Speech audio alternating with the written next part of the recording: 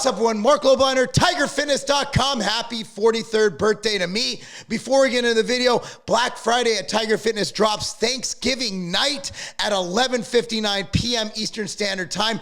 Biggest sale ever, 25% off plus 5 huge free gifts that are going to blow your mind. But anyway, let's get to the video. What are the 5 things, the 5 most important things I've learned at 43 years old? Now, this list took me a while to come up with because there's a lot on this list. If I went top 10, I could go.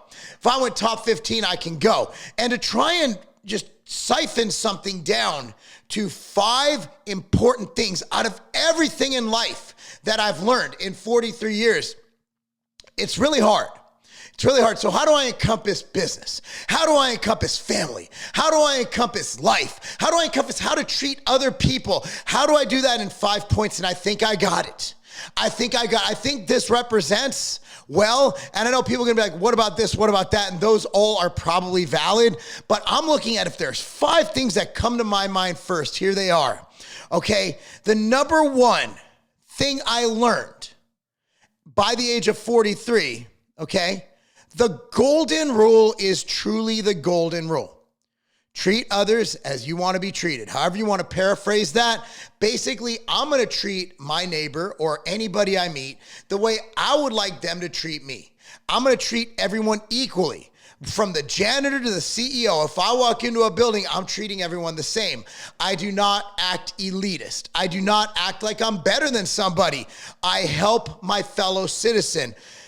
And that also works from a selfish standpoint. There have been multiple times in my life when somebody who was here in the hierarchy moves up to here and ends up working with me and ends up getting me a deal or getting me favoritism or special treatment at a place, whether it's a restaurant getting special seating, whether it's a company, a guy moves up from the mailroom to being an executive buyer. Those are things that happen in life.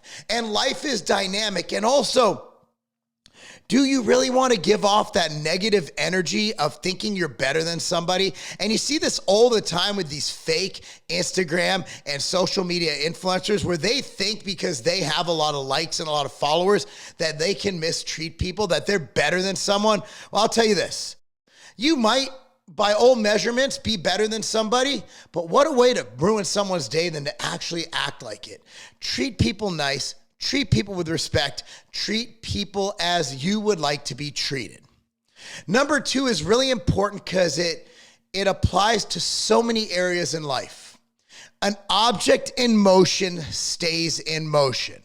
Yes, an object in motion stays in motion means you need to keep moving. You need to keep progressing. You need to keep setting new goals, reaching those goals, and setting goals beyond that goal you set. Goals are just that. They are meant to be reached. Sure, you have BHAGs, big, hairy, audacious goals, but we need to focus on goal setting and goal hitting. Now, if you just stay, if you just want to remain complacent and do the same thing, you're actually going to regress.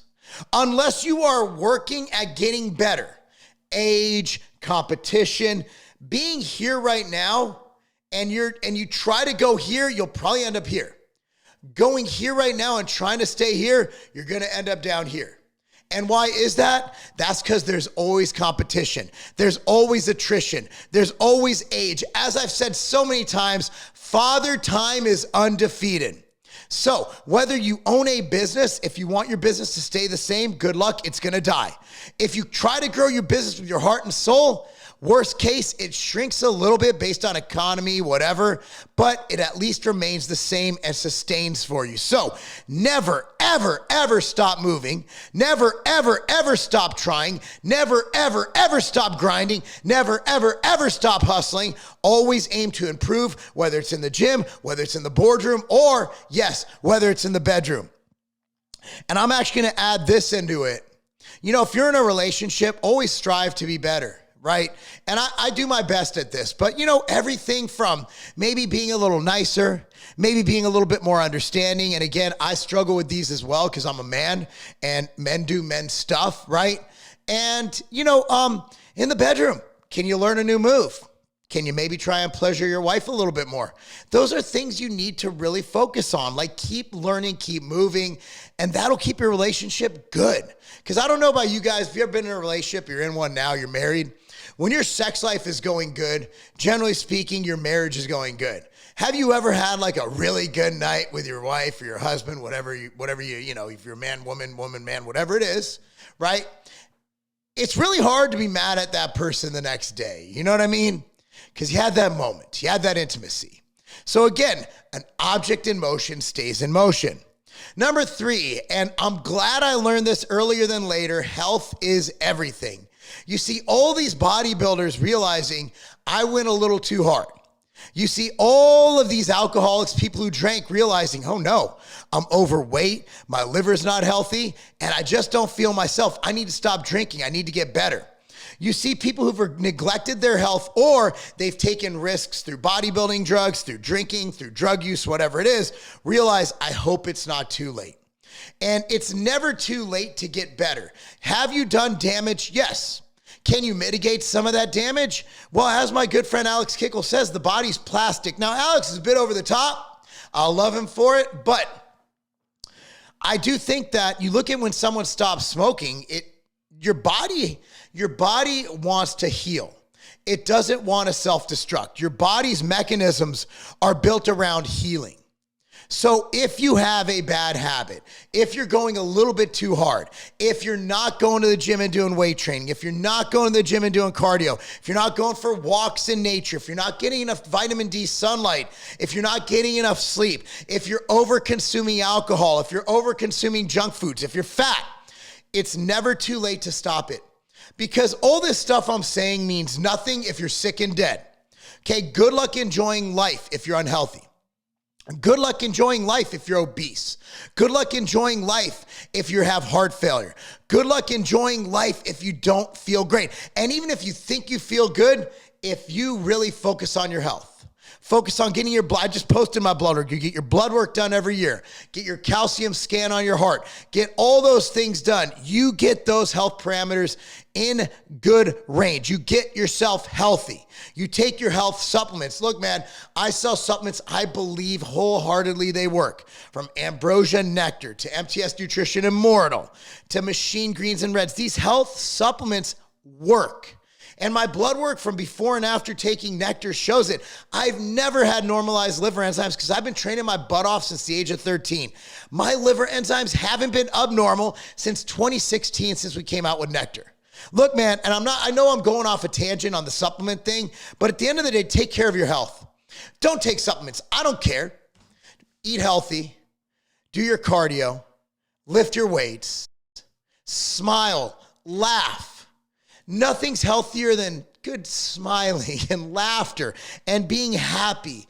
Attitude is everything. If you're a happy person, you're more likely to not skip the gym.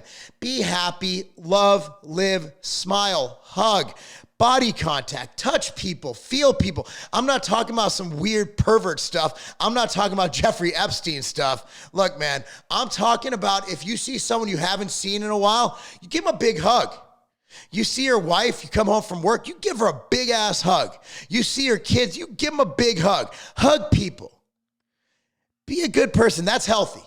That's healthy. Make eye contact, shake hands, dab people up. All right, number 4. This is the one that almost destroyed my life in every sense of the word. Almost destroyed my marriage. I think would have definitely hurt my kids because my wife and I wouldn't have been together. Huge believer in a nuclear two-parent household. Work to support your family, but don't lose focus of your why. Let me explain that. Why do I go to work every day?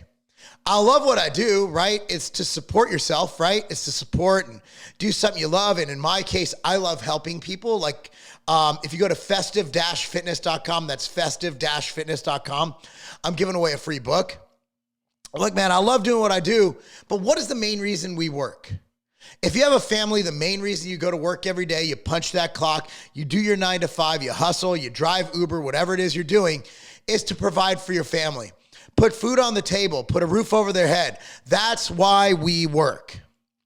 So I am admittedly a workaholic. And I was a workaholic when I played football because I wanted to be the best football player, even though I'm like 4 foot tall, okay? I'm a workaholic in the gym because I want to be the best bodybuilder. Even though, as the internet points out to me every day, I kind of am not the best bodybuilder, right? I also want to be the best father, and I want to be the best husband, and I want to be the best man I can be, and sometimes those don't work out. So I would work 18 hours a day. There's 24 hours in a day. I need to sleep at least 4 of those, right? That gives me 2 hours. The first probably 10 years of me being a dad. So Cammie got screwed the most, right? I've been great. Preston has a beautiful life. Like, he has me coaching his football team and everything. And we won the championship, by the way. That's right. Blaze Double B. We got our championship jackets coming in. Isn't that dope? We got fitted for them the other day. We're going to go to the Music City Bowl. He's going to be called out during halftime. Big deal. Big deal. Because they won. They're awesome, right?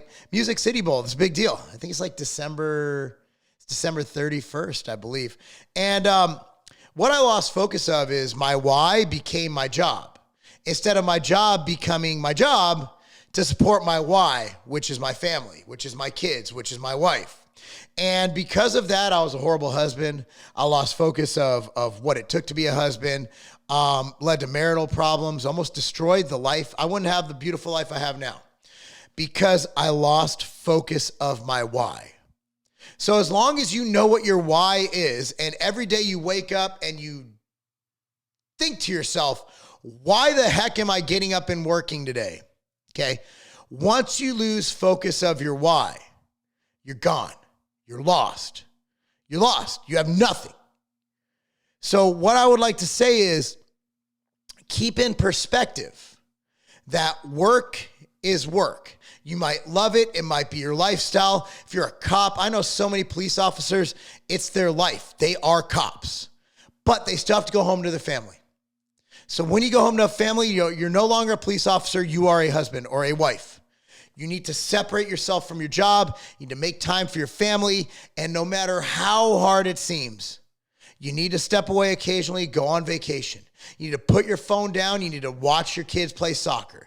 You need to put your phone down. You need to read a book to your child. You need to put your phone down. Notice how I'm saying put your phone down. My parents didn't have to worry about that. We didn't have cell phones when I was a kid. We do.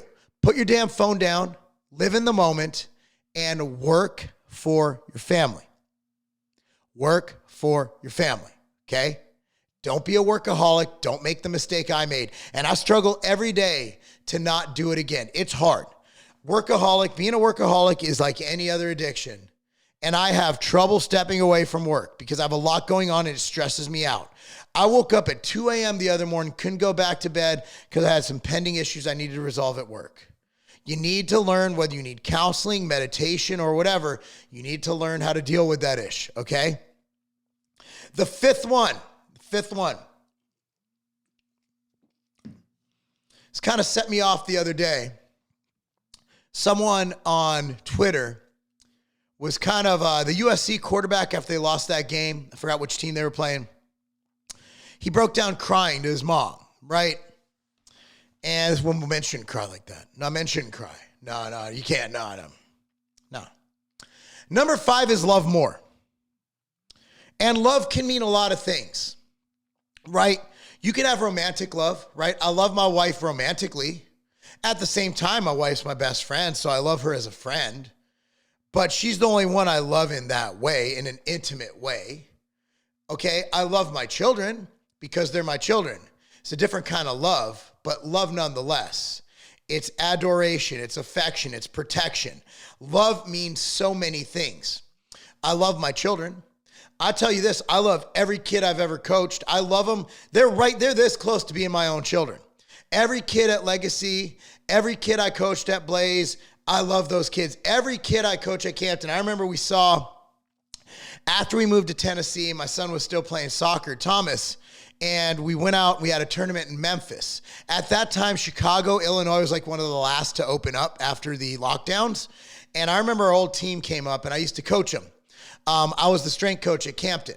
And these kids came up and they all came up and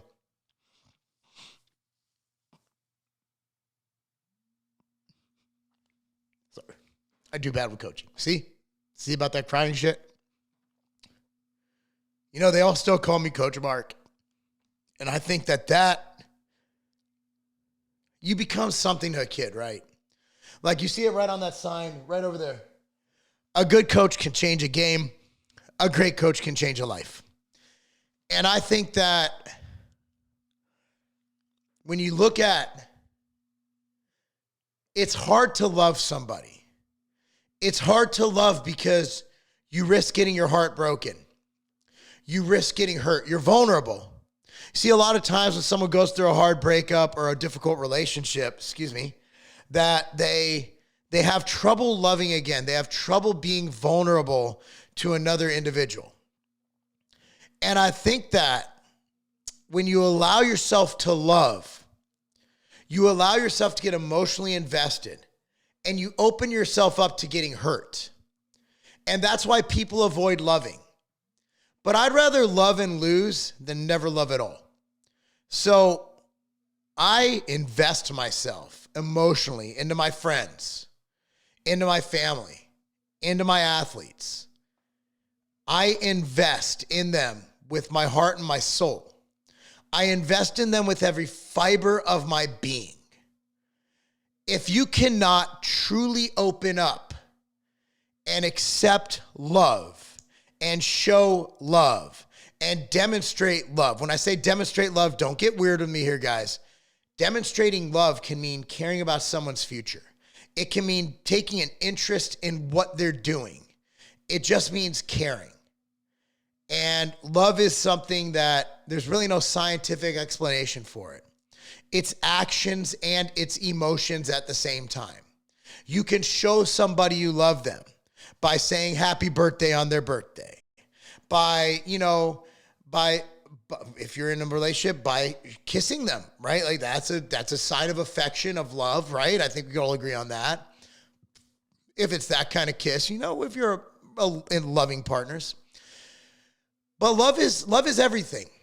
And I don't think we have enough love in this world. I think everybody's trying to be hard. Everybody's turned their, Twitter warrior kind of persona into real life.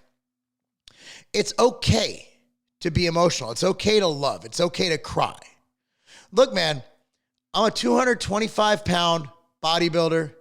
I've boxed before. I consider myself pretty alpha. My family walks down the street with me. They know that if someone messes with us, I'm going to beat them until the paramedics have to sort them out, okay? It's okay to be a man or a strong woman and show emotion. It's okay to love. If we had more empathy and love in this world, we would not be in the situation we're in. We would not be. But here we are. So anyway, guys, happy birthday to me, 43 years old. Never felt better. A lot of it has to do with 3. Health is everything. Fortunately for me, I've always been very health hypochondriac conscious. But as you see, I want to show you guys something. Want to know how weird I am? I actually have this on right now. I'll turn it off. I have red light therapy going on my lower back. That's how crazy I am. Like I'm always doing something to either recover better or feel better or increase my heart health. I'm not saying you go as crazy as I do, but I'll tell you this. I wouldn't feel that good at 43 if I didn't do all the crazy stuff I do. Anyway, guys, thanks for watching. Again, if you made it this far through the video, Black Friday drops at tigerfitness.com. On Thursday night, 11:59 p.m., the biggest sale ever, 25% off, 5 amazing free gifts. And dude, I just appreciate the hell out of everybody here. It's been a great year, and I can't wait for many more. Thank you so much, guys. Be sure to like this video, subscribe to this channel, click on the notification bell, shop at tigerfitness.com, and that's not a game. The outright bar was created for my kids. My kids need a snack to eat during soccer tournaments, and also I wanted a bar for myself to eat pre-workout, post-workout, and also throughout the day. You want your outright bars right now. That's why we have a partnership going with the Vitamin Shop to make sure that we're in all 750 plus locations, providing the best price, the best service, the best people to give you the outright bar when and where you need it.